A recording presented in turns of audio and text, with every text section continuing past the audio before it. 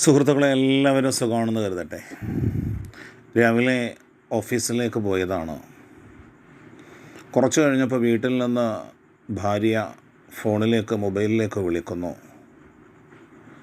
വീട്ടിലൊരു postal registered letter വന്നു. കോടതിയിൽ ഒന്നും വന്നിട്ടുള്ളതാണ്. നിങ്ങളുടെ പേരും നിങ്ങളുടെ അച്ഛൻ്റെ പേരും അതിനകത്ത് ചേർത്തിട്ടുണ്ട്. നിങ്ങളുടെ തന്നെയാണ്.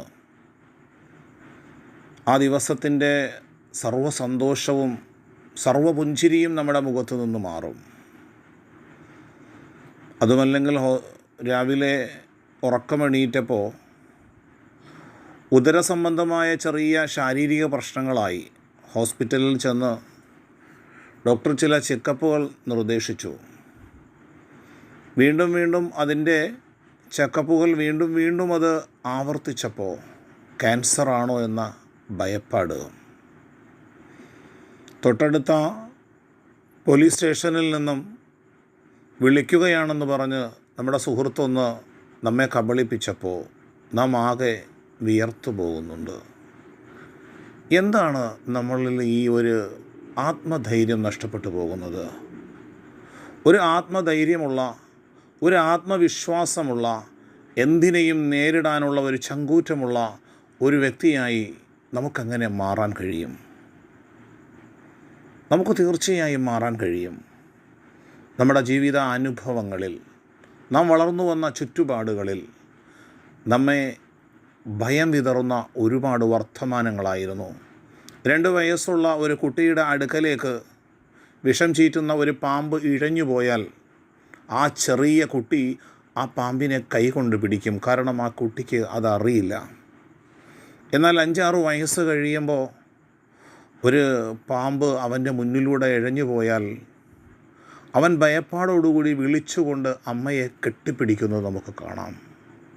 കാരണം ആ കുട്ടിയുടെ ചിന്താഗതികളിൽ വളർന്നു വന്നപ്പോൾ ഒരുപാട് ഭയം വിതറുന്ന വർത്തമാനങ്ങൾ, ജനലിൻ്റെ കമ്പിയിൽ പിടിച്ച് കയറാൻ ശ്രമിക്കുമ്പോൾ വീണുപോകും, മരിച്ചു പോകുമെന്ന് ഭയപ്പെടുത്തുന്ന അവസ്ഥ, ഭക്ഷണം കഴിക്കാത്തതിൻ്റെ പേരിൽ പലതും പറഞ്ഞ് ഭയപ്പെടുത്തി ഭക്ഷണം കഴിപ്പിക്കുന്ന അവസ്ഥ, കുട്ടിയെ മഴ പെയ്യുന്ന സമയത്ത് നീ പുറത്തേക്ക് ഇറങ്ങിയാൽ പനി പിടിക്കുമെന്ന് പറഞ്ഞ് ശ്രദ്ധിക്കണമെന്ന് പറയേണ്ടതിനു പകരം പലപ്പോഴും ഭയത്തിൻ്റെ വർത്തമാനങ്ങളാണ്.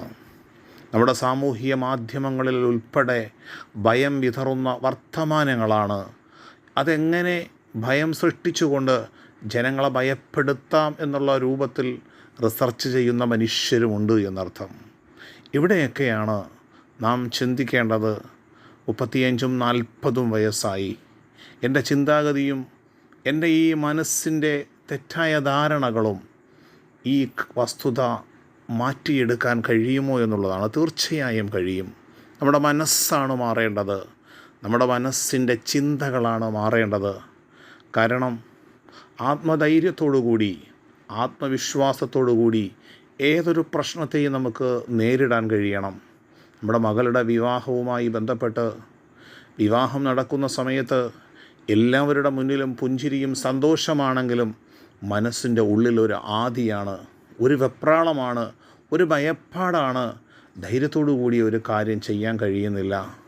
ഹോസ്പിറ്റലിൽ രോഗവും ചെറിയ പ്രശ്നങ്ങളുമായി അത് മാറുമെന്ന് വലിയൊരു പ്രതീക്ഷ കൊടുക്കുന്നതിനു പകരം മാനസികമായി ആകെ തകർന്നു പോകുന്ന അവസ്ഥ.